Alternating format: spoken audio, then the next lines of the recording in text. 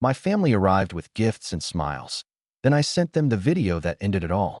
My name's Rachel, and this is the story of how I slammed the door shut on my entire family, on purpose, and didn't regret a second of it.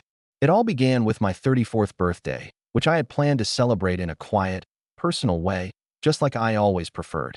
I'm not one for wild parties or huge social events. I've always found peace in silence, calm in intimacy, and comfort in a room that doesn't demand me to perform. I had everything arranged down to the last detail. I live in a small but cozy house I bought 3 years ago just outside Cleveland. It's nothing extravagant, but it's mine. I've worked hard for every square foot of that home, and despite my salary being more than decent, I never developed a taste for luxury. I've always believed that money should be used wisely, and for the longest time, that meant helping out the people I thought loved me most. Since I was 16, I've been financially supporting my family in one way or another. It started when my parents sat me down and explained that being the oldest came with a special responsibility. My mom, Diane, had this way of speaking that always sounded like a sermon, and she'd say things like, "You've always been the strong one, Rachel. Your brother and sister look up to you."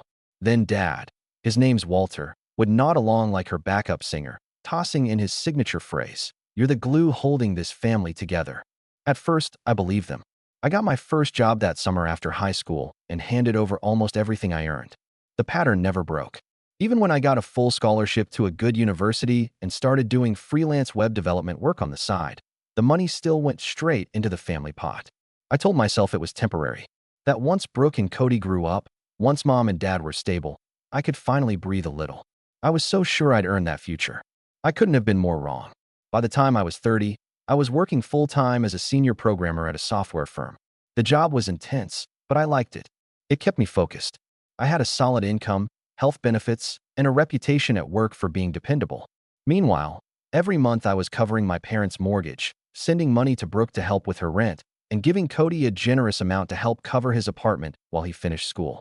Between them all, I had very little left to spend on myself, but they always told me how proud they were, so I told myself it was worth it. Brooke is 29 now. She works part-time at a boutique and spends the rest of her hours on makeup tutorials and pretending to be an influencer. Her boyfriend, Mitchell, is all charm and no substance. Cody is 27 and has been about to graduate for the last 4 years. His girlfriend Claire is probably the only person in that family circle who's ever asked how I'm actually doing, but I never let myself believe I mattered enough for someone to really care. This year, for my birthday, I thought I'd keep it simple. A small dinner at my house. Just the family. I spent 2 weeks prepping, not because it was a big event, but because I wanted it to be perfect. I hired a local restaurant to prepare all of their favorite meals. Roasted chicken with lemon and herbs for Mom, baked ziti with garlic knots for Dad, glazed salmon for Brooke, and steak with roasted vegetables for Cody. I even ordered a chocolate hazelnut cake that cost more than I'd ever admit out loud. I bought new wine glasses, cleaned every inch of the house, arranged fresh lilies in the dining room, and folded the linen napkins like I'd seen in magazines. Everything was set for Saturday at 5 p.m., just the way they'd like it. I even left space on the sideboard for whatever random gifts they'd bring me. Probably something cheap, if anything at all. I wasn't expecting much. I wasn't expecting them to gush over me or shower me with gratitude. But I did expect that for one evening, we'd be together. I thought that counted for something. Then Thursday night happened. I was going through emails on my laptop before bed, nothing special. Newsletters, coupons, junk. And then I saw it. An email from a sender I didn't recognize. The subject line said, "For Rachel." No context. No preview text. It wasn't in spam, which struck me as strange. I hovered my mouse over it for a long time. I wasn't going to open it at first. It looked like phishing or maybe one of those sketchy scams. But something told me to click. There wasn't any message in the body. Just a line of text that said, "Watch this and find out what they really think of you." Attached was a video file. No explanation. I sat still for maybe 30 seconds, just staring at that sentence. My heart started pounding. I had no idea what I was about to see, but I clicked anyway. It took a second to load. The video was grainy, like someone had filmed it from behind a door or maybe through a window. I almost clicked out until I saw my mother's face. Then Dad's. Then Brooke and Cody. They were sitting around what looked like Brooke's kitchen table. There were bottles of wine, beer cans, takeout boxes. They were all laughing, passing drinks, talking over each other. I turned the volume up, slowly, already feeling my stomach twist. I wish I hadn't. Mom was in the middle of a story, swirling her wine like some smug queen. She said, "Honestly, we only like Rachel when the money hits the account." She laughed. So did the rest. Dad raised his beer and added, "The more she sends, the more we love her." I don't even know how to describe the sound I made. It wasn't crying. It wasn't even gasping. It was like the breath was knocked out of me. I felt myself shrinking, like I could fold right into my chair and vanish. And then it got worse. Brooke, wiping tears from her face from laughing too hard, said, "And have you seen how she dresses? It's like she's allergic to taste. Those sad little sweaters, oh my God." Cody added, "She's having her birthday at home, like a sad librarian. If I had that kind of money, we'd be at the casino or a steakhouse, not her dusty little living room." They all laughed again. They didn't stop. More jokes, more insults. My anxiety, my frugality, my clothes, my house. I sat there, frozen, watching my family say things I didn't even think they were capable of. I wasn't just being mocked. I was being dissected like I was some sad joke they all understood, and I didn't. They didn't respect me. They didn't love me. They loved what I gave them. And in that moment, everything inside me changed. I didn't sleep that night. I just sat on the edge of my bed with that video replaying in my head on a loop, each sentence like a blade dragging slowly across my skin. Every laugh, every word, they weren't just casual jokes. They were soaked in contempt. It wasn't teasing. It was personal. It was venom. By morning, something inside me had snapped so cleanly that it felt surgical. I didn't cry. I didn't yell. I just got up, walked to the mirror, and looked at myself differently. Not with self-pity, but with a new kind of clarity. I wasn't sad anymore. I was finished. The first thing I did was call my boss, Marvin.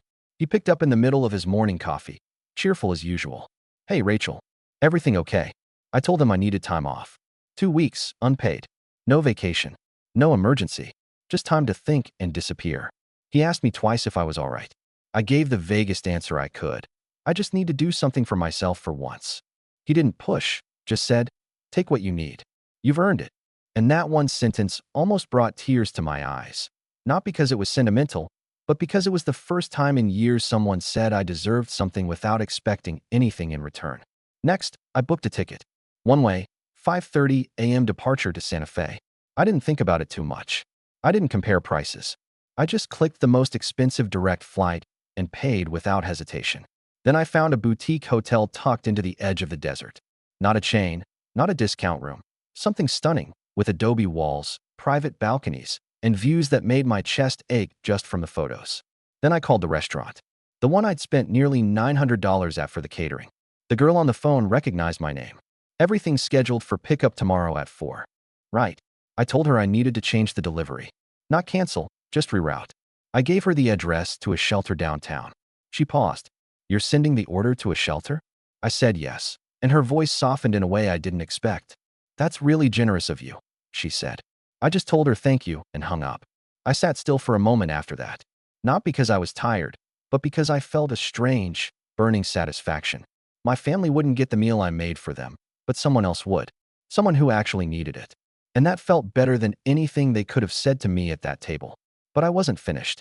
I called a locksmith next. I told him it was urgent and gave him my address. He said someone could be there by 7 in the morning. I told him to replace every lock in the house. Front, back, garage, even the damn mailbox. My parents had a spare key. I wanted that problem erased.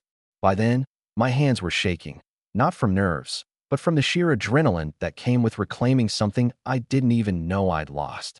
Later that night, just after 10, my phone lit up with a call from Diane. Mom, though that word suddenly felt like a costume. Her voice was sugary and fake. "Hi, honey. Just wanted to check that everything's set for tomorrow. We're so excited." I nearly choked trying not to laugh. I could almost see her sitting there on the couch, pretending she was someone else entirely. "Everything's ready," I said. "I can't wait."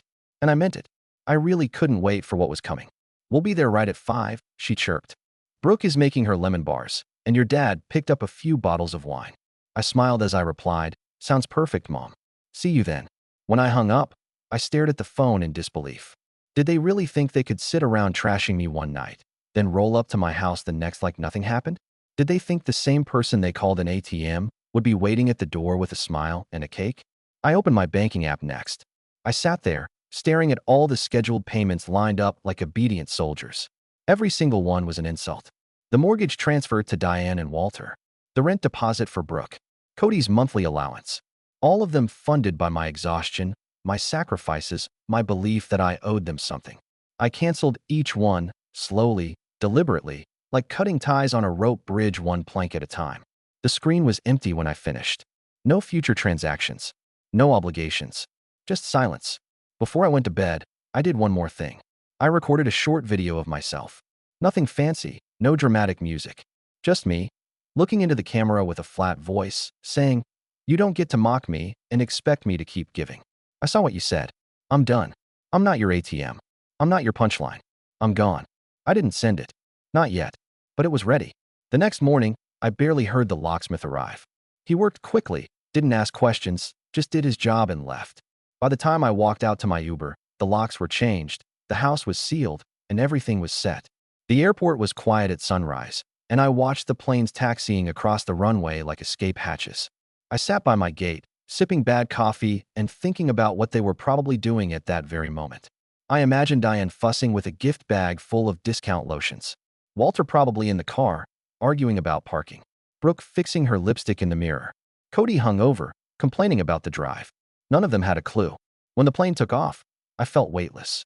Not from the altitude, from the release. I stared out the window and promised myself I wouldn't look back. Meanwhile, I had one last move to make. At 4:59 p.m., as the sun dipped behind the desert hills and the sky turned a strange, golden pink, my phone buzzed. Mom. Then Dad. Then Brooke. Then Cody. Each one left messages. Confused. Annoyed. Angry. "Rachel, we're outside. Where are you? Are you stuck in traffic or something? Call us." "Seriously? What the hell is this? We're standing outside your damn door with food. Open up." I waited exactly 15 minutes. Then I sent the video. Not the one they filmed, the one I filmed. Me, looking into the camera like I'd already buried them. And underneath, just one sentence. "I'm gone. Don't contact me again." I turned off my phone. And for the first time in decades, the silence was beautiful. When I finally turned my phone back on 6 days later, it lit up like it was possessed. 48 missed calls, nearly 80 text messages, and a handful of voicemails. Every one of them from a family member I used to believe cared about me. The screen was a graveyard of guilt, panic, and fake concern, but I didn't read a single one. I didn't need to. I already knew what they would say. I'd lived my entire adult life inside their predictable cycles: demand, dismiss, deny, repeat. I deleted every message with one long, satisfying press of my thumb. Back in Cleveland, I was different. My face looked the same in the mirror, but something behind my eyes had shifted. I felt taller, sharper, colder in a way that scared me and comforted me at the same time. I unpacked my suitcase slowly, folding the clothes I'd bought in Santa Fe. Bright colors, expensive fabric, clothes I'd never have allowed myself to wear before. I touched each one like it was proof that I was finally living a life I owned. That afternoon, I got a phone call from a number I didn't recognize. I let it go to voicemail. A few minutes later, a text came in. It was from Claire, Cody's girlfriend. I hesitated for a full minute before opening it. She kept it short. "Hey, Rachel. I know this might be weird, but I'd really like to talk. Can we meet for coffee? I promise this is important." At that point, I wasn't sure who I could trust, but Claire had always seemed different. Quiet, kind, and a little too observant to belong in that family. I told her to meet me the next day at a small cafe near my office. She agreed immediately. The following afternoon, I arrived early and found a quiet table in the corner, far from the front windows. I didn't know what I was expecting, but it wasn't the girl who walked through the door. Claire looked pale, anxious, like she hadn't slept in days. She sat down across from me and didn't bother ordering anything. She went straight into it. "I sent you the video." Her voice trembled, but her eyes didn't flinch. For a few seconds, I just stared at her. I didn't know what to say. My thoughts tangled so fast I couldn't catch any of them. I finally asked, "How did you even record it?" Claire explained everything. She had gone over to Brooke's apartment that night for a casual hangout. At some point, she left the room to take a phone call, and when she returned, they were already deep into their mocking session. She stood in the hallway for several minutes, listening to them laugh about me like I was a joke they all agreed on. That's when she took out her phone and started recording. She never told Cody. She never told anyone. But after that night, she said something inside her snapped, too. I knew they were entitled, she told me. But I didn't realize how cruel they could be until I heard it. She sent me the video anonymously because she didn't want me to keep living a lie. And the second I received it and vanished, she knew I'd finally seen the truth. I'm sorry I didn't send it sooner, she added softly. But I had to be sure you were ready to know. I couldn't speak. I just nodded and whispered, thank you. She wasn't finished. I broke up with Cody 2 days ago. That part surprised me. I didn't think she had it in her. But she said the way he reacted after I cut them off made everything crystal clear. He didn't care that you were hurt, she said. He didn't even ask why you disappeared. He just kept screaming about the rent and how he couldn't afford to move again. The more she watched him unravel, the more she realized he was no different than the rest of them. She said she felt sick being in the same room with him. If he could treat his own sister like that, she said, what chance did I have? I reached across the table and took her hand. For the first time in days, I felt like someone understood me without needing an explanation. We talked for another hour, just two women who had walked through the same fire. Before she left, Claire told me something else I hadn't expected. They're trying to find ways to get to you, she warned. They've been asking your old coworkers, your neighbors, even some of your friends. That night, I stayed up late, combing through every connection I had on social media and deleting anyone I didn't fully trust. I blocked phone numbers. I adjusted every privacy setting I could find. Then I sat in the middle of my living room and made a decision. I was going to move, not out of fear, but because I didn't want my past to have access to my peace. The next morning, I started looking for houses on the other side of town. I wanted something smaller, quieter, surrounded by people who didn't know my last name. After a few days of searching, I found it, a small blue cottage with ivy growing along the fence and a porch that caught the morning light just right. It was nothing like my current house. No shared memories. No familiar shadows. Just potential. I put in an offer that same afternoon. It was accepted before dinner. And while I waited for the paperwork to process, the messages started again. This time, they weren't texts or voicemails. They were physical. My parents showed up at my office building one morning, waiting outside near the staff entrance. Diane called out as I walked past. Rachel, please. Just 5 minutes. You have to listen to us. I didn't stop. I didn't even look at her. I walked straight into the building and told security to keep an eye out. The next week, Brooke cornered me in the grocery store, pushing a cart full of things I knew she couldn't afford without my money. She tried guilt first. Then she tried anger. When that didn't work, she just stood there yelling at me in the frozen food aisle, loud enough for strangers to stare. Cody was worse. He found me in the parking garage at work and slammed his hand against my car window before I could start the engine. You think you're better than us now? He shouted. You think you can just abandon your family because we made a few jokes? I rolled up the window, locked the doors, and waited until he backed off. Eventually, security had to escort me out of the building a few times a week. I stopped parking in the same place. I took different routes home. I started sleeping with pepper spray on my nightstand, not because I was afraid of them, but because I didn't know how far they'd go once they realized I was serious. By the time I signed the final paperwork on my new house, I hadn't spoken a word to anyone in my family for over 2 months. And still, I knew it wasn't over. Because people like that don't let go of a lifeline unless you cut every last thread. By the time I carried the last box into my new house, I could hardly recognize the person I had been just a few months earlier. I stood in the middle of the kitchen surrounded by clean white walls and unfamiliar silence. And for the first time in years, I didn't feel like I was bracing for something to go wrong. I felt like I had finally stepped into a space that belonged entirely to me. Not because I paid for it, but because no one else had ever touched it. The house was smaller than the one I left behind, but somehow it felt 10 times bigger. There were no ghosts here. No memories of slammed doors, or raised voices, or passive-aggressive comments muttered in the hallway after family dinners. It smelled like fresh paint and new beginnings, not the years I spent trading my happiness for the illusion of being loved. I unpacked slowly over the next few days, careful not to rush anything. I wanted to be deliberate with every shelf I filled, every picture I hung, every drawer I organized. For once, I wasn't living in survival mode. I wasn't scrambling to meet anyone else's needs. I wasn't on a timer set by someone else's expectations. I was just existing, and that was enough. I didn't tell anyone where I'd moved. Not friends. Not coworkers. Not even the barista at the coffee shop who used to know my entire life story. I needed the quiet. I needed the distance. I needed the freedom that came with being unreachable. But peace doesn't last forever. Not when your absence means someone else has to clean up the mess you left behind. It started with a message from a former coworker who didn't even know the full story. She wrote, "Your brother showed up at my husband's hardware store asking about you. Said it was urgent. I thought you should know." I thanked her and blocked his number again, just in case. Then I heard from a girl I hadn't spoken to since high school, someone who had no reason to reach out except for curiosity. Her message was brief. Your mom posted something weird on Facebook about you. Thought you'd want to see it. I didn't want to see it, but I looked anyway. There it was, a long, rambling post from Diane, written in that faux spiritual, victimized tone she always used when she wanted attention. She wrote about betrayal, about being abandoned by a daughter she raised with love and sacrifice. She hinted at mental instability. She said I had turned my back on my family because I was too successful to remember who helped me get there. The comments were filled with sympathy.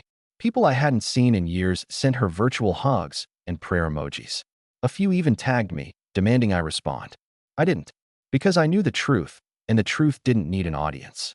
Still, it got worse. Walter sent a letter to my office addressed by hand. Inside was a printed photo of the old house, with a note that read, "You really want this to fall apart?"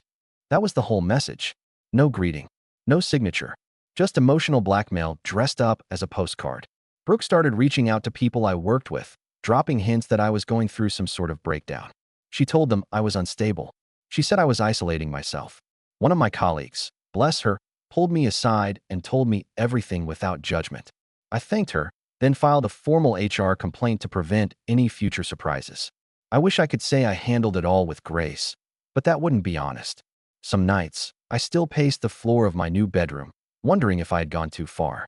Not because I wanted them back in my life, but because there was a small, aching part of me that missed the version of them I had made up in my head. The version that cared. The version that never really existed.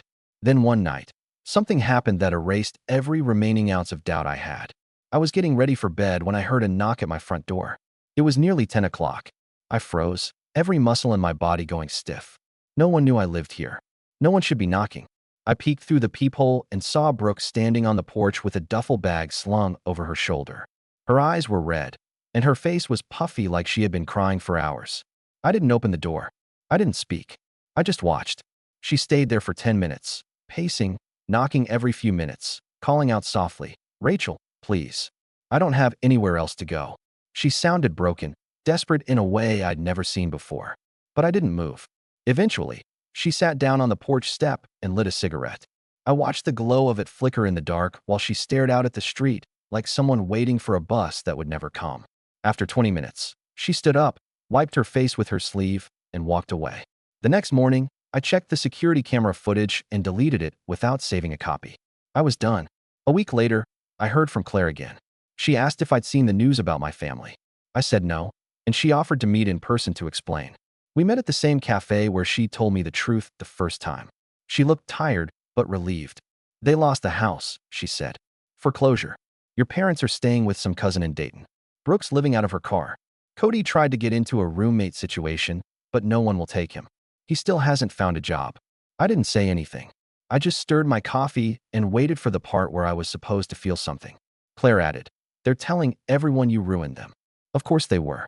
"They thought you'd come back," she said. "They really believed you'd cave before it got this far." I looked up and met her eyes. "They don't know me anymore," I said. "Maybe they never did." As we stood to leave, Claire stopped me with one last thing. "I know it's not my place, but I'm proud of you," she said. "Most people never walk away. You did." On the drive home, I thought about what she said, and for the first time in my life, I allowed myself to believe it was true. I hadn't just walked away from them. I had walked toward myself. 2 months passed in near silence, and for a while, I believed the worst was behind me. I thought they had finally given up, finally accepted that I wasn't coming back.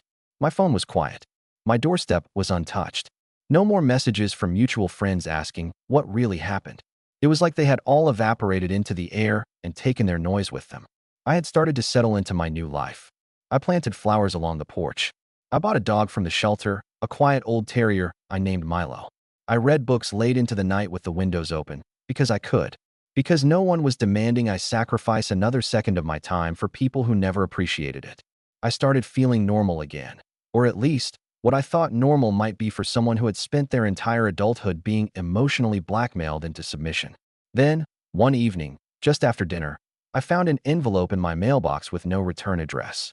It wasn't handwritten. It wasn't stamped. It was just there, resting like a trap waiting to be triggered. Inside was a single sheet of paper and a USB stick. There was no message, just a line typed at the top of the page. You didn't see everything.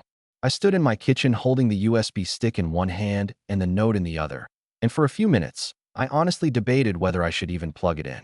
I already knew more than I ever wanted. I already walked away. But something in the way that note was written, it felt different. It didn't sound like guilt. It didn't sound like a plea. It sounded like a warning. I plugged the USB into my laptop and waited for the file to load. It was another video. Same kitchen. Same grainy angle. Same people. But this time, it picked up right after the original video ended. I sat down and hit play. Brooke was still laughing as she wiped her face, but the laughter faded quickly. Diane leaned forward and spoke with a tone that made my entire body go cold. "All right," she said. "Jokes aside, we need to start thinking long-term. Rachel's not going to keep paying forever." Walter sipped his drink and nodded. "Exactly. We've got maybe a few years left of that money before she gets smart." Then Brooke looked up and said, "Unless we push things sooner. If we can get power of attorney, we could redirect her accounts." My chest tightened, my heart beating like a drum in my ears. Cody snorted. "She'd never go for that. She's too paranoid." Diane didn't even blink. "Then we convince her she's not well. We plant the idea. Maybe even talk to someone at her job. A few notes from concerned family members, a couple of dramatic incidents. We could make it believable." Walter added, "If she loses her job, we'll have more control." Then the room went quiet. Brooke leaned back, suddenly serious. "And if none of that works, well, maybe we don't need her involved at all." There was a pause so long I thought the video had frozen. Then Diane said, "Accidents happen all the time. People slip. People fall asleep behind the wheel. Things break." Cody actually laughed. "I mean," he said, "it wouldn't take much." Walter raised his glass and said, "To early inheritance." The screen went black. I didn't breathe. I didn't blink. I just stared at the laptop while my mind shattered into 1,000 sharp pieces. That wasn't just cruelty. That wasn't just mockery. That was conspiracy. They hadn't just used me. They had planned to erase me when I stopped being useful. My mouth was dry. My hands were trembling. I felt like I was suddenly watching my own life through the scope of a rifle. Someone had recorded that. Someone who had seen it and kept it. Someone who didn't trust them either. And now, they had decided I needed to know. Another thought hit me like a punch. Someone delivered that envelope to my house, which meant someone had found me. I ripped the USB out of the laptop and snapped it in half. Then I shredded the note, threw it all in the fireplace, and lit a match. The flames devoured everything in seconds, but the feeling in my chest stayed heavy and solid. I didn't sleep that night. I stayed on the couch with the lights on and Milo curled up beside me, watching every shadow like it might move. The next morning, I called a lawyer, a real one. I told her I needed a full financial audit and to lock down everything in my name. Accounts, property, digital access, the works. She didn't ask many questions.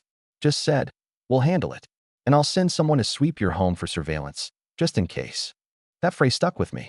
Just in case. Because now, every sound outside made my skin crawl. Every unknown car parked across the street stayed in my mind for hours after it left. I had to accept the truth. They hadn't just tried to manipulate me. They had talked about eliminating me. And none of them had even flinched while doing it. I changed my locks again. I installed a camera system on every corner of the house. I notified the police and filed a report with the full story, minus the source of the video.